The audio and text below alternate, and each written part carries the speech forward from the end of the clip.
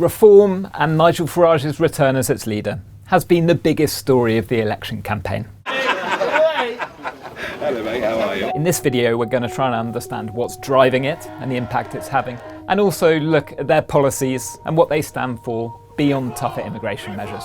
Reform! We'll also look at the big picture and why, despite the Farage Factor, Reform might not get the presence in Parliament it desires. When you're trying to ascertain Reform's political impact, you need to be pretty clear-eyed. They are not going to win that many seats. That's what every polling analysis has suggested so far, perhaps just a handful at best. So their political impact is actually found in their vote share and who they're taking votes off. The big moment, of course, was when Nigel Farage came back as Reform leader. After that, you saw Reform ticking up in the polls by a couple of points, and you saw the Tories dropping a little. And that is their impact. In all of these seats across the country, they are eating into Tory support. And that's really significant in our first past the post system. Remember, that's 650 mini races across the UK. If in a lot of those spots Reform is doing better than expected, that will probably mean that the Tories are doing worse than expected. That means the Tories are less likely to win in those seats, but also possibly Labour, the Liberal Democrats could benefit because the Tory vote share is shrinking. This election effectively is over. That breach of trust from the Conservatives means they're finished. They're finished, they're done. So the critical question is, how high can support for Reform go? We did have one dramatic poll from YouGov that had Reform actually ahead of the Tories in vote share. That was pretty astonishing, but actually most pollsters hadn't found that yet in the early campaign.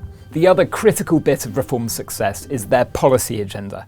Essentially, they have proposed a wish list of policies for the Tory right. Have a look at what they're doing. On tax, they are going way beyond the Tories, promising moves on inheritance tax, income tax. On immigration, they are aping some of the messages from the Tory right, promising to leave the European Convention of Human Rights to help tackle small boats. That's something Suella Braverman and Robert Jenrick have flirted with. On the NHS, where Reform are proposing a French-style insurance scheme, so possibly a nudge towards privatisation. And then look at other issues. On culture wars, they're promising to go way further than the Tories. But also on things like spending. They're proposing a spending spree. That might actually partly be intended to appeal to Labour voters. Now, they have an advantage. Their manifesto fundamentally doesn't really need to add up. They're a smaller party. And that's what they did. A lot of think tanks said, look, fundamentally, the idea you could somehow cut public spending by 5% is just not realistic.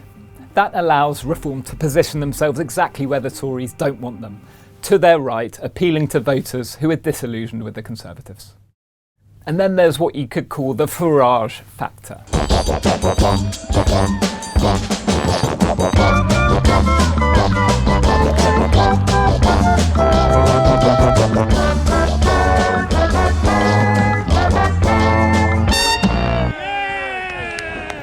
I remember talking to a Tory MP a couple of weeks ago who said, look, there are only two superstars in British politics, Boris Johnson and Nigel Farage. My milkshake brings all the people to the rally. Now, that might have been a bit glib, but there is this impact that those two politicians can have on the campaign trail. And you could see that support very visibly when Nigel Farage visited Clacton. A big crowd turned out, hundreds of people. Farage likes to call them his people's army. Now, that's not representative of the entire country, but it shows he does have a passionate following. He has, of course, been doing this shtick for quite a while. He led UKIP with a lot of success in votes, at least, and also the Brexit Party. And you could feel at that moment at the start of that campaign when he returned, took over the leadership of Reform and said he would stand as an MP, it had this big media impact. It drew a lot more eyeballs to him because, frankly, reporters, broadcasters, journalists were more interested in him. In a way, his return underscored another strength. This isn't really a political party as we normally know them. It's a business. Nigel Farage has the majority ownership of it, and that meant he could tell Richard Tice, the former leader, to step aside and he could enter the spotlight. Even his political enemies admit he is a brilliant communicator. He has this image of a bloke down the pub who you'd like to have a pint with. In fact, when I interviewed him at Clacton, he was exactly adopting that image, with literally a pint of beer in front of him as we talked about his impact on the race. We've got our country back! And you could also see it on the TV debate stage. He is an experienced debater in British politics. We are now the opposition to Labour. And possibly he had a better ability to punch through to the audience than Richard Tice would have done. There is this question, of course, about scrutiny. A lot of figures on the left argue that the media do not scrutinise Nigel Farage enough and give him the airtime without pinning him down on the specifics. Whatever the truth of that, there's no doubt that Farage leading the party rather than Richard Tice has given Reform a bigger media presence. But having said all of this, you've got to step back and see the big picture. The Farage Factor has big limitations. Look back at UKIP. In 2015, they won almost 4 million votes. And how many of the 650 seats did they get? Just one. Nigel Farage is claiming he could get 5 or even 6 million votes this time round. But again, polling analysis suggests it would only translate into, at best, a handful of seats.